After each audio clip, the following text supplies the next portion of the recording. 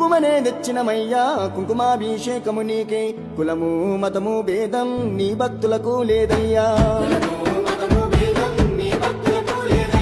మంచి గంధం తెచ్చినమయ్యా గంధాభిషేకము నీకే ఏ గంధం రానికుండా మా చెంతనని ఉండయ్యా విభూతి తెచ్చినమయ్యా భస్మాభిషేకము నీకే భవబంధాలన్నీ వీడి మా భక్తిని చూపినమయ్యా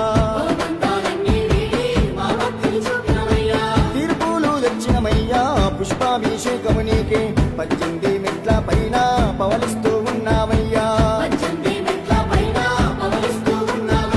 శ్రీధర్మ శాస్త్రుడా బంగారు బాలుడా